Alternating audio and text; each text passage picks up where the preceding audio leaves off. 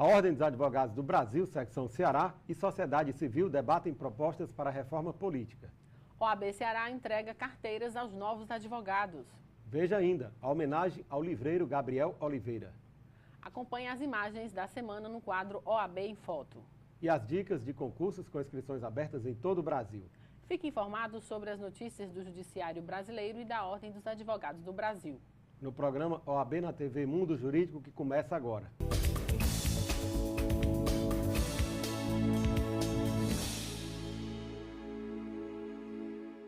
OAB Ceará e Sociedade Civil debatem propostas para a reforma política. As propostas para as campanhas eleitorais foram debatidas na tarde da última quinta-feira, dia 4 de dezembro, na sede da Escola Superior de Advocacia. No dia 28 de agosto de 2013, em reunião na CNBB, foi aprovado o Manifesto da Sociedade Civil pela Reforma Política Democrática e Eleições Limpas. Foi então criada a coalizão formada atualmente por 103 das mais representativas entidades e movimentos sociais do país. A OAB Ceará, juntamente com integrantes da OAB Nacional, se reuniram para debater problemas e soluções para as campanhas eleitorais. Hoje está sendo apresentado na OAB Ceará o novo momento da campanha por uma reforma política brasileira. A coalizão pela reforma política democrática e as eleições limpas é resultado de uma ação conjunta da sociedade civil. O presidente da OAB Ceará, Valdetário Andrade Monteiro, ressaltou que nessas eleições houve um valor muito alto de gastos em campanha e o eleitor precisa ter a consciência do que realmente deve ser priorizado em campanha. Olha, nós entendemos que a principal forma de mudança do país é através da reforma política. Não podemos imaginar que a corrupção que temos hoje, que as mazelas enfrentadas pela administração pública, seja no legislativo ou no executivo, não tenham nascimento nas eleições. Então, mudar o processo eleitoral, mudar a forma de se fazer política no Brasil é fundamental. A OAB oferece à sociedade uma proposta debatida, discutida. Entendemos que não precisa haver, nesse momento, mudança na Constituição, mas precisamos fazer uma normatização rápida, segura, com a participação da população. A OAB está colhendo 1,5 milhão de assinaturas exatamente para dar legitimidade ao projeto. Da mesma forma que lutamos pelo Ficha Limpa, lutamos agora pelo Eleições Limpas, moralizando o processo e expurgando desse processo eleitoral a participação das pessoas jurídicas. O eleitor, que é quem vota, ele não pode ser excluído do processo e substituído por pessoas jurídicas, que, como nós estamos vendo, acabam cobrando uma conta muito maior nas administrações. O secretário-geral do Conselho Federal da OAB, Cláudio Pereira, destacou que a proposta tende a diminuir a corrupção na campanha, na qual é uma das bandeiras mais levantadas pelo movimento. Ativas da sociedade civil. Nós estamos apresentando um projeto de lei ao Congresso Nacional para que os principais pontos das instituições políticas brasileiras sejam alterados. Doutor Cláudio, quais são os principais eixos, da reforma política democrática e se existe alguma regra básica para isso?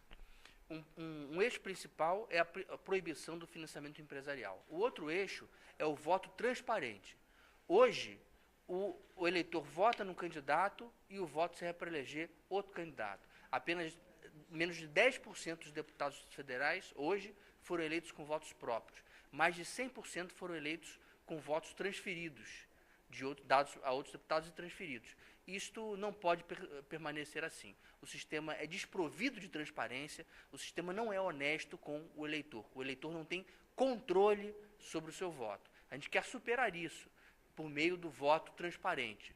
Agora, as duas funções exercidas pelo voto do eleitor, que é escolher partidos e escolher candidatos, serão decompostas. O eleitor votará às claras no partido de sua preferência e votará às claras também no candidato de sua preferência. O representante do Conselho Federal da OAB na coalizão, Aldo Arantes, colocou uma questão: o fim do financiamento de campanhas pelas empresas e a investigação de candidatos que cometem o Caixa 2. A nossa proposta, ela implica em medidas contra aquele que recebe o Caixa 2, não só contra recebe, mas também contra quem concede. E agora, de qualquer maneira, a proposta que nós fazemos, ela dificulta isso tremendamente. Não só porque penaliza, mas também na medida em que a gente estabelece que o percentual de contribuição é de R$700 e na somatória não mais de 40% da contribuição pública, isso vai fazer com que, na prática, no primeiro turno, por exemplo, a contribuição é para os partidos. E você tem regra que estabelece. Então, o partido que começar a gastar muito vai ficar visível, porque o número de partidos vai diminuir. Em relação aos candidatos, a mesma coisa. Eles vão ter mais ou menos o mesmo montante de dinheiro, de tal maneira que aquele candidato que começar a gastar demais vai ficar visível e vai ser possível exatamente você fiscalizar, porque vai diminuir drasticamente o número de candidatos na nossa proposta. Só para você ter uma ideia, na verdade você vai ter o dobro do número de vagas em disputa. Uma Câmara de Vereadores, num determinado município que tenha 41 vereadores, vão ter 82 candidatos. Isso reduz drasticamente o custo de campanha, isso permite o eleitor ter uma clareza melhor de quem ele vai querer votar, e isso permite uma fiscalização. Porque uma das coisas que os juízes eleitorais dizem, que hoje em dia é praticamente impossível a fiscalização, porque o dinheiro não tem limite e o número de candidatos também. Então, torna-se um processo... A Comissão Especial de Mediação, Conciliação e Arbitragem da OAB Ceará vai lançar um manual sobre os métodos consensuais de solução de conflitos. E para conhecer um pouco mais sobre esses métodos, nós recebemos agora em nosso estúdio a presidente desta comissão, doutora Semiramis Alves. Doutora Semiramis, é um prazer tê-la aqui conosco em nosso estúdio. Obrigada, Hervélte, pelo convite, pela a oportunidade de estar falando sobre o manual que a comissão está produzindo, vai ser lançado em PDF online e, como o próprio nome diz, métodos consensuais de solução de conflitos. Inicialmente, inclusive, eu gostaria que a senhora explicasse para os nossos telespectadores o que são os métodos alternativos de solução de conflitos. Os métodos consensuais de solução de conflitos, o tema abordado pelo nosso manual, que será disponibilizado online até o final do ano, agora de 2014, versa sobre a alternativa que a sociedade tem de quando possuírem os seus conflitos, eles serem dirimidos sem necessariamente terem que se direcionar até o Poder Judiciário, né? Você acordar, decidir sobre isso sem ter que o processo passar por uma lide, né? Aquela relação triangular que existe entre o autor, o réu e o juiz, mas uma relação que haverá partes e o mediador, e que a decisão será provinda dessas pessoas que estão ali dirimindo seus conflitos. Mas, na prática, qual a diferença entre cada um desses métodos? Qual a diferença da mediação para conciliação e da conciliação para arbitragem? Bem, a mediação, o principal diferencial da figura do conciliador para a figura do mediador é que o mediador ele não vai poder interferir na decisão, ele não sugere, ele apenas vai fazer com que as partes consigam interagir e elas mesmas consigam ali mesmo acordarem, decidir, chegar a um consenso. O conciliador, diferentemente do mediador, ele já pode sugerir, já pode, digamos assim, adentrar um pouco mais no conflito. A grande diferença entre os dois métodos são esses. O conciliador pode, então, oferecer uma decisão para as partes? Pode sugerir, e aí as partes elas podem aceitar ou não essa sugestão. E a arbitragem, nós temos uma lei, a Lei 9.307, que regulamenta a questão da arbitragem, que as pessoas elas elegem, vão até esses tribunais, juízes arbitrais, escolhem uma pessoa e elas aceitam, no caso, a decisão desse árbitro, elas aceitam cumprir essas decisões. Elas não querem solucionar os seus conflitos, querem um terceiro para decidir, mas, ao mesmo tempo, não quer levar ao Poder Judiciário. Vai fazer uma arbitragem, no caso, privada, né, sem ter que recorrer ao Poder Judiciário. Doutora Semiramis, quais são as principais vantagens destes métodos? Uma das principais vantagens, sem dúvida, é a questão da celeridade processual. Né? No caso, não seria nem a gente até lembrei da mediação judicial, mas no caso é você ter essa oportunidade de solucionar o conflito, resolver o problema num tempo muito menor do que se você tivesse levado ao Poder Judiciário e fosse ter aquela relação mesmo processual, né? Outra coisa também é a questão financeira, o custo. Sem sombra de dúvidas, o valor é muito menor do que o valor que você vai, pelo tempo que vai ser gasto numa demanda judicial, de processo, em menos tempo, também dinheiro vai se refletir nesse custo-benefício. A senhora poderia fazer uma avaliação de como está atualmente o cenário da mediação no Poder Judiciário?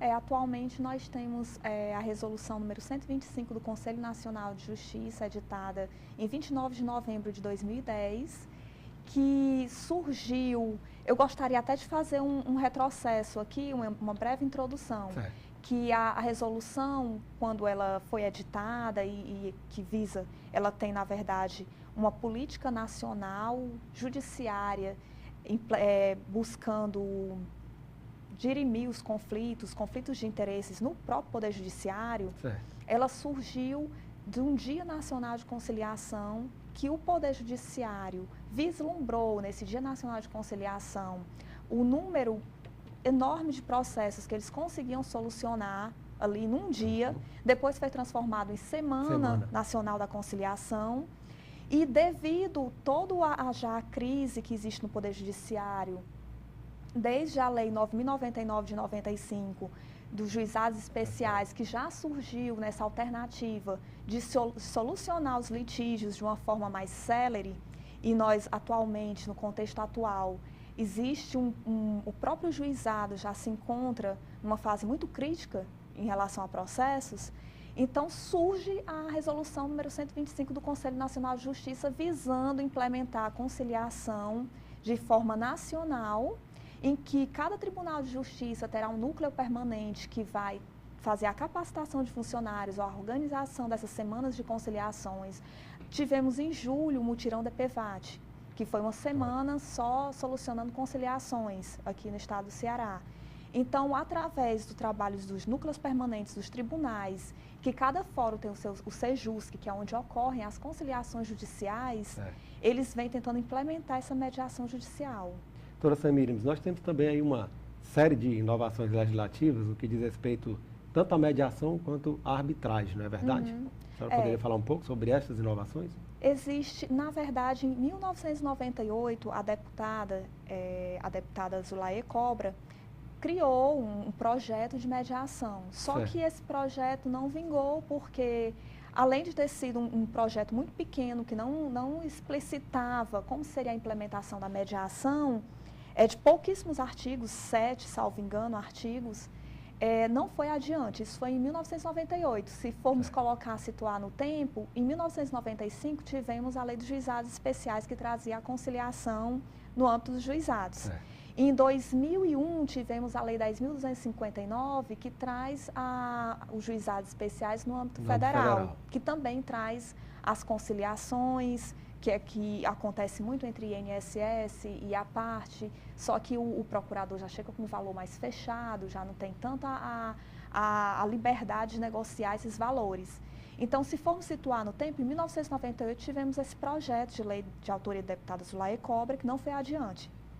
Posteriormente a isto, tivemos substitutivos do deputado Sérgio Zeveter, que fez algumas alterações e, com o andamento, outras alterações foram feitas. Hoje possuímos um projeto de lei, o 7.169, com mais de 40 artigos, né, que traz várias perspectivas em relação à mediação. Dentre elas, alguns temas que não serão tratados em mediação, como, por exemplo, filiação, adoção, guarda, o poder familiar. Esses temas ficam de fora da mediação. Ficam de fora da mediação. Na verdade, o poder familiar, na mediação, pelo novo projeto, não se aplica, mas na mediação, antes desse projeto, e atualmente se usa muito a questão da guarda, que agora com a nova lei não será mais possível, né?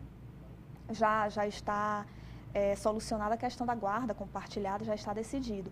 Mas traz também outras informações como o Ministério da Educação de incentivar as faculdades, as universidades que possuem curso de direito a começarem a ter as suas disciplinas de métodos alternativos de solução de conflitos, já na faculdade. E outra coisa do projeto também, sugerem que a OAB Nacional, o Conselho Federal da OAB, coloquem nos seus exames de ordem questões envolvendo solução dos métodos consensuais de solução de conflitos também. Então, traz toda uma política de implementação de forma uniforme e também de uma forma de colocar tanto de ser trabalhado o tema na faculdade já, de ser trabalhado também nas provas da OAB, nos exames nacionais. Traz toda essa questão do que pode ser decidido numa mediação, os temas que podem ser trabalhados e o que não pode ser trabalhado, que até então nós não possuímos essa lei, nada dirimindo em relação a isso. Doutora Semíramis, a senhora falou que a comissão vai lançar este manual eletrônico provavelmente até o final do ano. A senhora poderia falar um pouco sobre este manual? Uhum.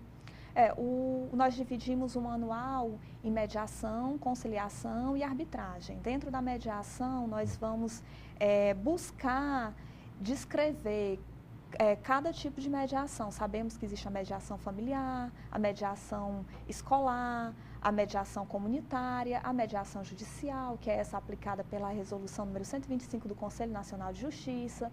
E depois dividimos em conciliação, a conciliação judicial também, aplicada pela mesma resolução, a número 125 do Conselho Nacional de Justiça, e também as conciliações que são utilizadas nos juizados especiais, né? E sabemos também que o conceito de conciliação, ele já vem de muito antes, já da CLT, nas relações trabalhistas, já é utilizado a conciliação, inclusive deve ser proposto para as partes que ali vão ao Poder Judiciário na Justiça Trabalhista, a possibilidade da proposta de acordo. O manual será bem didático. Será bem didático, voltado para o advogado que ainda não possui conhecimento sobre o assunto. Traremos também a questão da arbitragem, a Lei 9.307, que também há um projeto de lei sobre arbitragem, que algumas alterações, sendo aprovado, a lei sofrerá algumas alterações. Então, o manual ele vai ser disponibilizado online e fizemos essa divisão, que é a mesma divisão que a nossa comissão estuda e trabalha, mediação, conciliação e arbitragem. Doutora Semíramis, infelizmente o tempo voou e nós estamos chegando ao final da nossa entrevista. O programa OAB na TV Mundo Jurídico agradece a sua participação, parabeniza aqui de antemão a sua comissão pela iniciativa de lançar este manual e abre espaço para as suas considerações finais. Bem, em 2015 eu acredito que com as perspectivas que nós estamos tendo aí, projetos de lei de mediação, de arbitragem, a própria mediação judicial, esses métodos consensuais de solução de conflitos, eles vão ser bastante difundidos, tanto nas faculdades, quem sabe aí no exame da ordem, né, de acordo com o nosso projeto, aí o projeto de lei que está vindo. Então, o que eu posso dizer é agradecer a oportunidade de vir falar sobre os métodos consensuais de solução de conflitos e deixar o convite feito aos advogados que se interessem pela temática, procurem a comissão que estará de portas abertas. Obrigado. Obrigada. Invelise Maia. Vamos à palavra do presidente com o advogado Valdetário Andrade Monteiro, presidente da OAB Ceará.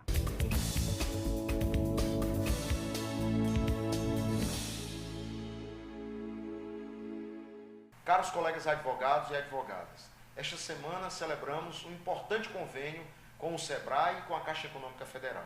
Em qualquer das agências da Caixa Econômica Federal pelo Estado, você poderá procurar o gerente e dizer que é advogado e que quer utilizar os benefícios do convênio com a Ordem dos Advogados do Brasil. Convênios estes que permitirão no SEBRAE capacitação para a utilização dos cursos para micro e pequenas empresas em benefício da melhoria da atividade profissional. Na Caixa, desde o financiamento ao imóvel próprio até a reforma do escritório, informatização, troca do veículo, terão taxas subsidiadas com recursos do FAT, de modo a que benefícios antes só garantidos à magistratura possam, a partir de então, serem estendidos a advogados e advogadas. Utilize os convênios e veja a cartilha lançada pela Ordem com a Comissão de Estudos Tributários, a qual permite você conhecer os benefícios do Super Simples, fazer a sua legalização e também usufruir do convênio com a Caixa Econômica Federal e com o SEBRAE.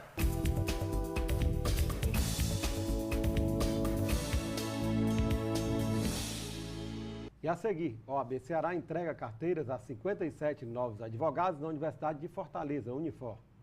E veja também a homenagem ao livreiro Gabriel Oliveira. A gente volta já.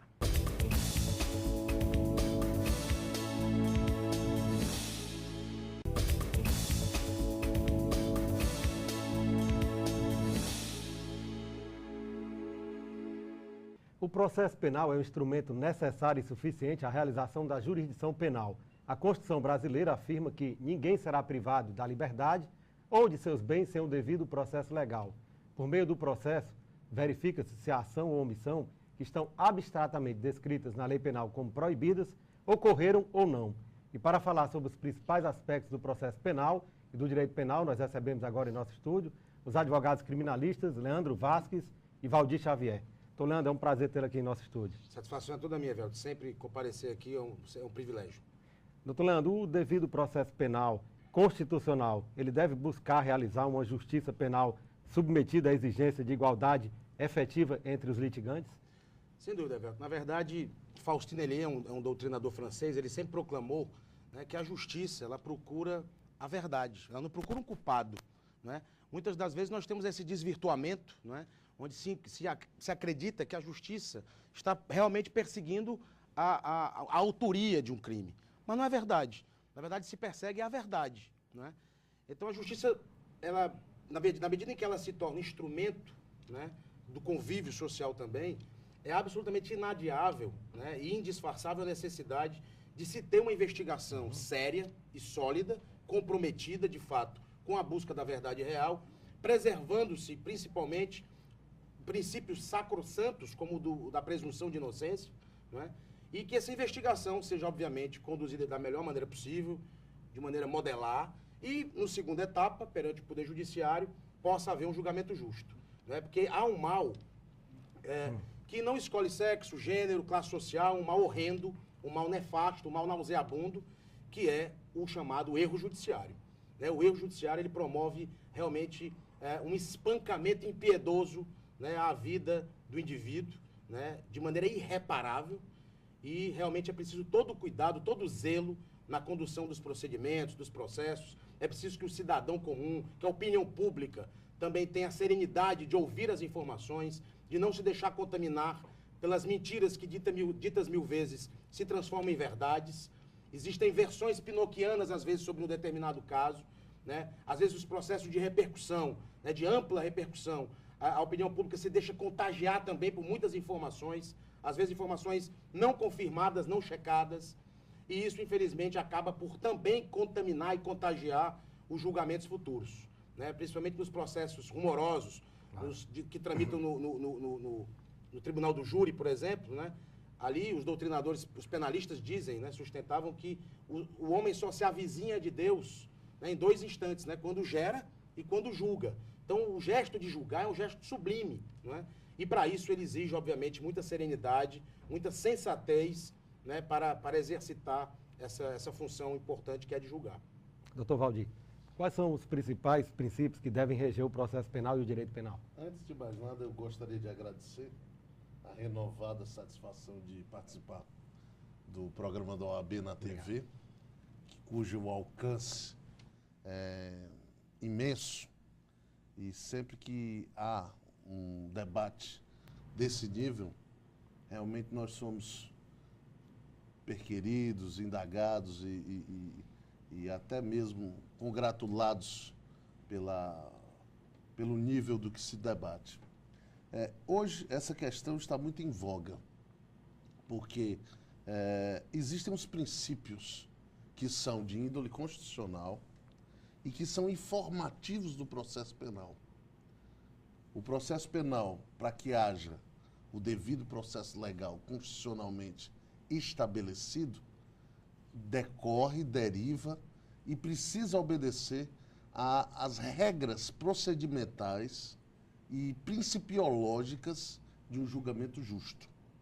É o que o americano busca e que sempre eu digo nas oportunidades em juízo ou fora dele, em entrevistas, que o que se mais persegue numa sociedade democrática, no Estado democrático de direito, é o fair trial, é o julgamento justo. Não se pode, por uma interferência externa, por uma propagação, às vezes contaminada, às vezes parcial, que é justamente o conflito de um dos principais princípios que existem no juízo criminal, que é o da imparcialidade, como é também nas demais demandas, mas principalmente no direito penal. O juiz precisa estar livre dos influxos externos e ficar adstrito à produção da prova e à busca incessante da verdade real. Qual a sua percepção sobre o papel desempenhado pela imprensa no acompanhamento desses casos, principalmente desses casos de grande repercussão? O senhor havia falado há um certo tempo atrás que acredita que existe um tribunal midiático. Verdade, Evelio. Na verdade, o que nós percebemos é que a lição de Rui Barbosa ela é sempre atual, né? Ele diz que a imprensa é o dever da verdade, né? Então, como bem colocou o amigo Valdir, com muita propriedade, com precisão cirúrgica, de fato, né, há uma dicotomia, há dentro do panorama constitucional, princípios de dignidade constitucionais se degladiam, né, como, digamos, o direito à informação, a liberdade de imprensa e o princípio, por exemplo, da presunção de inocência. Ou né? o princípio da não culpabilidade. Ou o princípio da não culpabilidade, perfeitamente, como também é denominado. Então, esses princípios ficam a se esgrimar nesse cenário. O que é exigido é que se tenha cuidado para que a arena do debate não se transforme num picadeiro. Claro. E aí haja o que eu chamo de antidireito, né? Que é quando você passa a pré-julgar, a imprensa se desloca da posição de informar e passa a pré-julgar o caso. Né? Existem inúmeros exemplos aí no nosso Brasil, o caso da Escola Base, em 1994, né? Outros casos rumorosos também, o caso dos irmãos Naves, do Minas Gerais, enfim, o maior erro judiciário da história da justiça brasileira. E, de fato, é preciso que nós tenhamos essa interpretação de que a imprensa ela é um veículo absolutamente necessário, importante para a consolidação democrática, mas também ela tem um dever importante, que é o de bem informar. Né?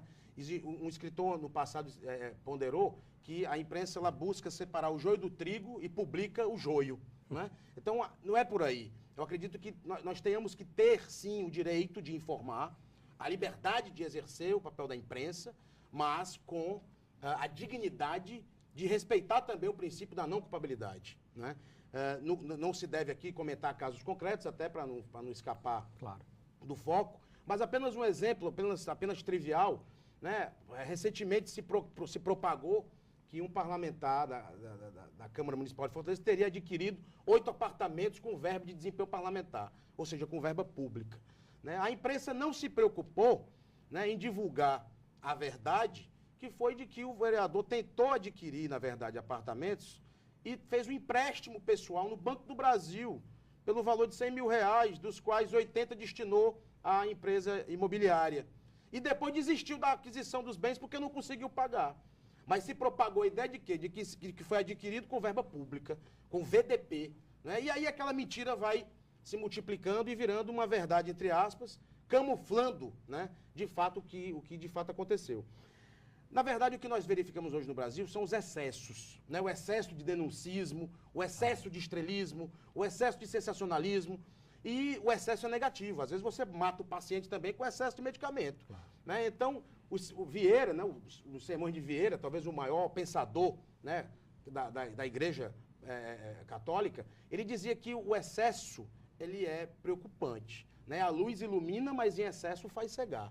Até a água que sacia a sede, em excesso faz afogar. E até o amor que conforta e acalenta, em excesso sufoca e chega a matar. Então, o excesso de liberdade, o excesso de divulgação não precisa, o excesso de pré-julgamento, tudo isso contamina, de fato, a verdade. Né? E prejudica o devido processo legal. Prejudica o devido processo legal, nulifica, né, os procedimentos, nulificam os procedimentos e, de fato, o que é mais importante, desvirtua a verdade dos fatos para quem mais gostaria de ser bem informado, que é o cidadão comum, que é, obviamente, o alvo, né, da própria imprensa. Claro. Doutor Valdir, quais são os principais riscos de um erro judiciário? O erro judiciário é tão nefasto que ele ultrapassa a violência que é cometida à vítima daquele erro e torna vítima toda uma sociedade. Todos os pilares do Estado Democrático de Direito, de uma só vez.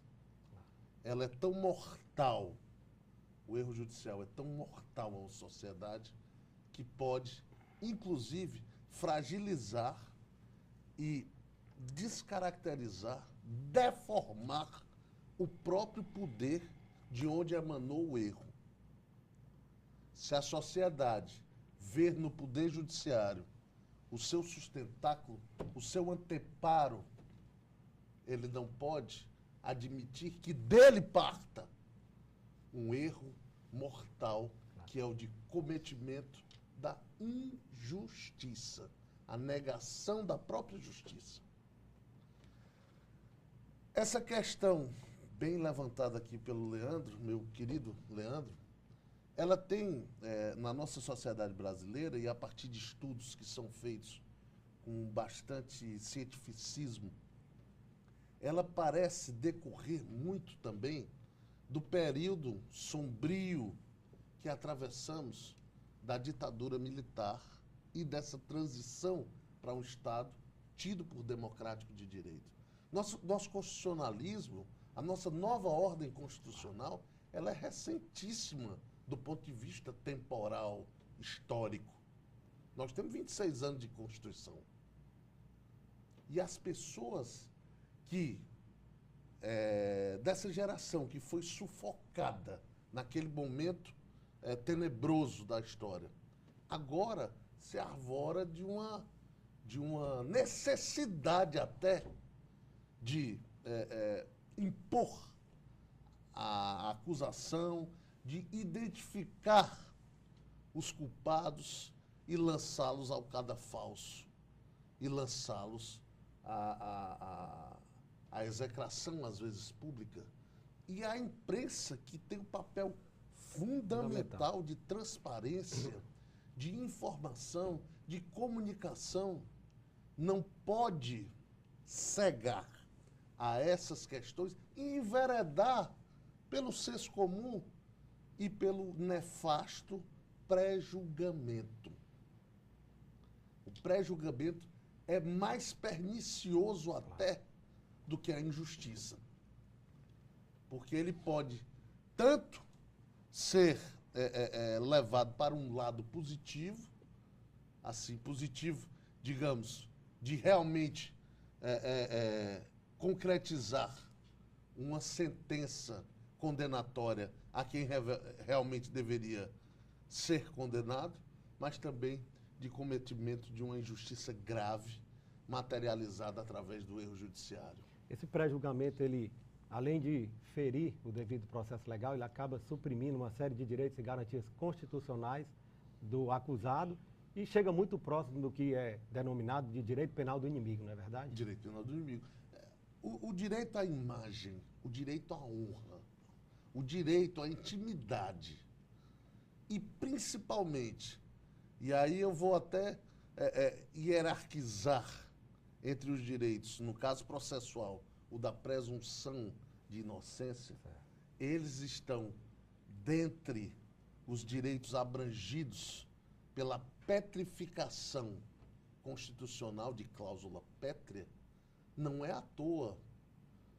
O constitucionalista, o legislador constitucional, ele o fez desta maneira não à toa.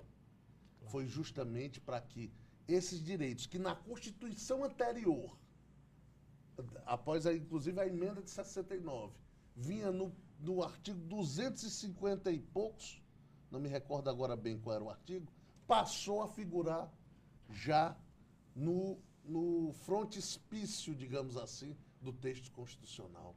Na abertura, após a definição do Estado, logo em seguida vem o artigo 5º, que é realmente a materialização, inclusive, dos pactos comparados, do Pacto de São José da Costa Rica, dos pactos internacionais de direitos humanos. E isso realmente é a raiz e a motriz desse ordenamento constitucional que impõe, ele não recomenda, ele impõe a observância a todos esses princípios, principalmente no processo em que, por sua natureza criminal e restritiva de direito e privativa de liberdade, ela tem que ter um cuidado mais que redobrado. Doutor Leandro, um tema que esteve na pauta recentemente diz respeito aos poderes de investigação do Ministério Público. Esse tema já foi superado ou ainda vai ser enfrentado pelo Supremo Tribunal Federal? Não, na verdade, esse é um tema cuja doutrina, né, e a jurisprudência, né, não encontra pacifismo, não é? Na verdade, existem sim alguns entendimentos pretorianos, né, dos tribunais, obviamente, de que o poder investigativo do Ministério Público pode haver sim, não é? Muito embora exista uma ADIM, uma ação direta de constitucionalidade, que ainda não chegou a um desate, não houve deslinde ainda no Supremo Tribunal Federal, e, portanto, ainda não há um entendimento consensual a esse respeito. Enquanto isso, né, realmente, o debate ele se limita a ponderar de que a Constituição Federal, e na topografia constitucional, no relevo dela, em nenhum dispositivo se verifica a autorização para que o Ministério Público possa desenvolver investigações. A essa atuação investigativa se confere apenas à Polícia Judiciária, Polícia Civil e Polícia Federal. Quanto a isso, não há maiores discussões. Também não há nenhuma lei infraconstitucional que autorize o Ministério Público a investigar, não é? Por isso que há esse debate todo, essa doutrina se esgrimando permanentemente. Agora, o único normativo, né, que disciplina, né, a possibilidade do Ministério Público investigar de fato é a resolução número 13 do Conselho Nacional do Ministério Público, que foi editada no ano de 2006. Essa resolução número 13, sim, possui um formalismo e, infelizmente, o que nós verificamos na rotina, né, não só no Ceará, em outros estados, é que, às vezes, há até mesmo um desapego do próprio Ministério Público com a própria resolução número 13. Porque, para que você possa fazer uma investigação, a resolução número 13 do Conselho Nacional do Ministério Público determina que o Ministério Público tem que baixar uma portaria limitadora do foco investigativo, tal qual uma CPI, amigo Valdir. Ou seja, você tem que focar, delimitar as fronteiras investigativas, sob pena de você gerar uma insegurança jurídica e aquele procedimento investigativo puder investigar o que quiser, não é? E não é bem assim. E em homenagem à segurança jurídica, a resolução número 13 delimita essas fronteiras e, além disso, delimita inclusive prazos de 90 dias para que haja essa investigação do Ministério Público, prorrogáveis por igual período, enfim, por outros períodos.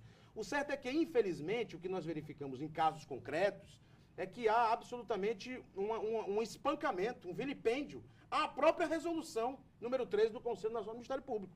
O próprio Ministério Público não cumpre a resolução número 13. Ou seja, não obedece o prazo previsto, não requer prorrogação de prazo, investiga além das fronteiras, além da delimitação prevista na portaria inaugural, e tudo isso é preocupante. É preocupante porque o Ministério Público, na nossa leitura, realmente é uma trincheira cívica da sociedade, dada a sua elevada importância, né, dada a sua absoluta necessidade de atuar, né, nos cenários mais delicados, mais sensíveis, né, do Estado Democrático de Direito. Então, na mesma proporção, né, de que a Ordem dos Advogados do Brasil também é uma trincheira cívica e respeita a atuação ministerial, é preciso que o Ministério Público também tenha uma maior intimidade com o próprio formalismo que é previsto na resolução número 13, isso enquanto não há um deslinde, não há, né, um entendimento conclusivo acerca do poder investigativo do Ministério Público.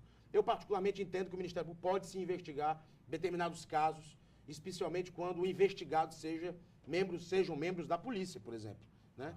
Então, haveria essa possibilidade, que inclusive é o entendimento da ministra Carmen Lúcia, né? Em outros aspectos, não. Em outros aspectos, realmente, a investigação deve ser limitada ao poder, à polícia judiciária, que possui esse princípio, essa missão constitucional estampada na Carta Política de 88.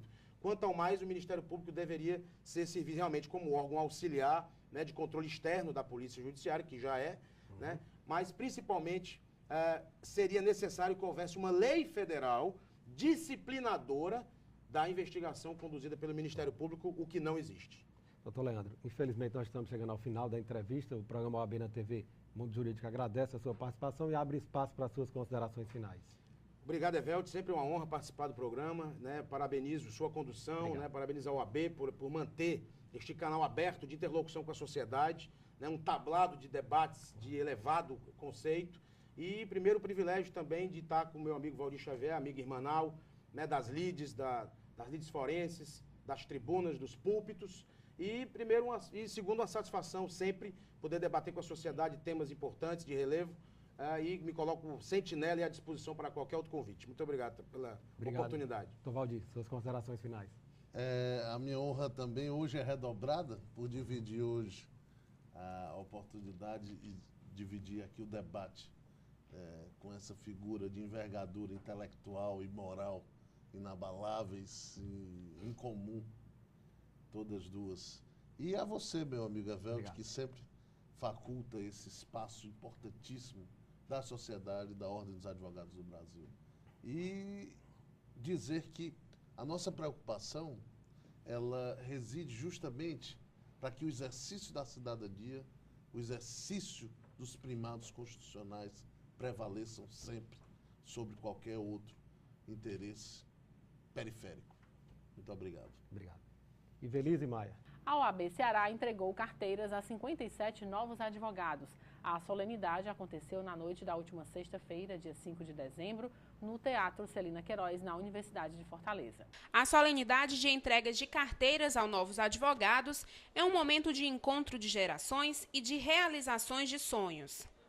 Nela, jovens advogados, independente da idade e da experiência de vida que trazem, assumem o compromisso de zelar pela justiça social perante a seccional cearense da Ordem dos Advogados do Brasil. No discurso de apresentação da instituição aos novos profissionais, o presidente da OAB Ceará, Valdetário Andrade Monteiro, destacou todos os benefícios que os novos profissionais têm ao ingressarem na ordem. Durante a solenidade, o vice-presidente Ricardo Bacelar convidou os novos advogados para que o ingresso à ordem seja também uma oportunidade para trabalhar pela OAB Ceará e para a sociedade. A entrega de carteiras foi acompanhada pela coordenadora da pós-graduação da Unifor, Juliana Mamed, pelo professor Sidney Guerra, pelo coordenador do curso de Direito da Unifor, Eric Cisne, o tesoureiro da CAASE, Renan Viana, a coordenadora de especializações da ESA, Patrícia Marla,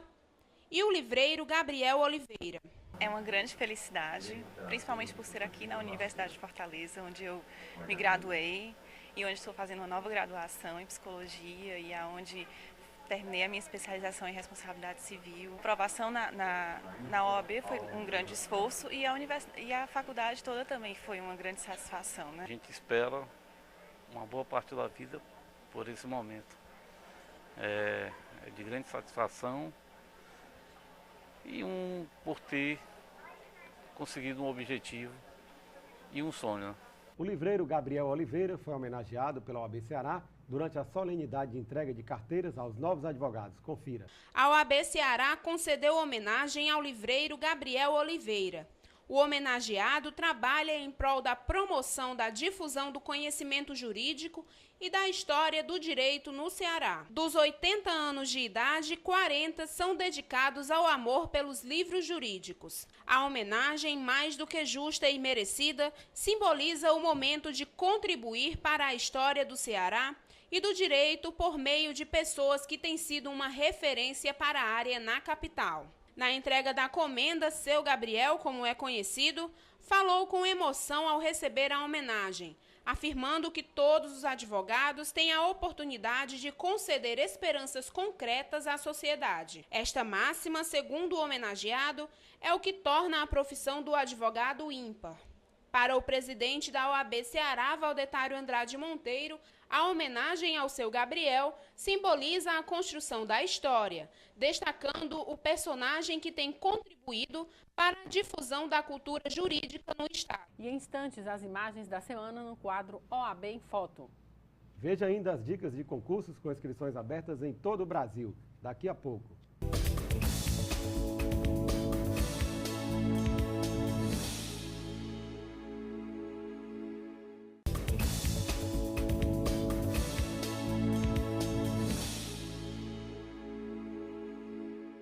Você conhece o Plano de Previdência Complementar da OAB Ceará? A OAB Prev Ceará surgiu do anseio da Ordem dos Advogados do Brasil e da Caixa de Assistência dos Advogados do Ceará em oferecer um plano de previdência complementar desenvolvido exclusivamente para atender às necessidades dos advogados cearenses. A Previdência Complementar fechada no Brasil vem crescendo a cada ano. Nós brasileiros percebemos que é preciso pensar no futuro, fazer economia hoje pensando na qualidade de vida de amanhã. A OAB Prev Ceará funciona como uma poupança. É um investimento de longo prazo em que você pode acompanhar através de extratos a rentabilidade de seus investimentos. Por isso, não perca tempo. Faça já o seu plano de previdência complementar e garanta o seu futuro. Para mais informações é só ligar para 3464-3991. E vamos conferir agora as dicas dos principais concursos jurídicos com inscrições abertas em todo o Brasil. Ministério Público Federal, inscrições até 16 de dezembro. Defensoria Pública do Estado de Mato Grosso, inscrições até 5 de janeiro de 2015. E as imagens que marcaram a semana estão no quadro OAB em Foto.